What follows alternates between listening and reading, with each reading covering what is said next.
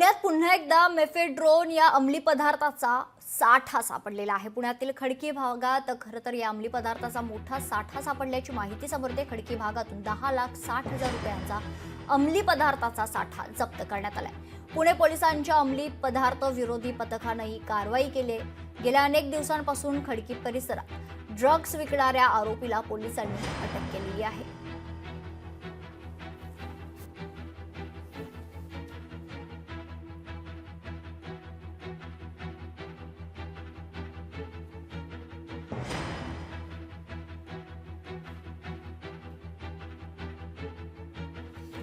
आपल्यासोबत आमचे प्रतिनिधी अमोल धर्माधिकारी जोडले गेलेले आहेत। अमोल, खरं तर दोन महत्त्वाच्या बातम्या आहेत। एक म्हणजे महादेव बेटिंग ॲप प्रकरणात जे छापे ईडीच्या वतीने टाकण्यात आलेले आहे, आणि दुसरी बातमी आहे पुण्यात पुन्हा एकदा मेफेड्रोन या अंमली पदार्थाचा साठा जप्त करण्यात आलेला आहे, आणि ते पण मोठ्या प्रमाणात साठा जो आहे तो पोलिसांनी जप्त केला आहे। दोन्ही बातमींबद्दल जी आहे ती अधिकची माहिती अमोल।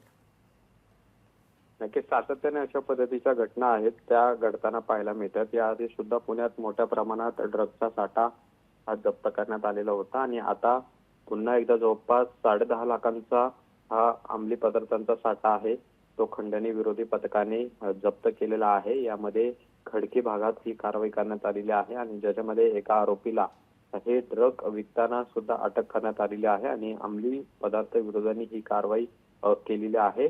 पुणे शहरात सर्रासपणे या अंमली पदार्थांचा वापर होत असल्याचं पुन्हा एकदा समोर आलेलं आहे, आणि त्यामुळे अंमली पदार्थ समूळ नष्ट करण्यासाठी खरं तर पोलिसांनी मोठी कारवाई करणं अपेक्षित आहे। मात्र सातत्याने अशा पद्धतीच्या घटना आहेत त्या पुणे शहरातल्या वेगवेगळ्या भागांमध्ये घडताना पाहायला मिळतात। आता जी खडकी भागात ही कारवाई केलेली आहे, ज्यामध्ये जवळपास 10.5 लाख रुपयांचा अंमली पदार्थांचा साठा आहे तो पोलिसांनी जप्त केला आहे। निश्चित, धन्यवाद अमोल आपण दिलेल्या सविस्तर माहितीसाठी।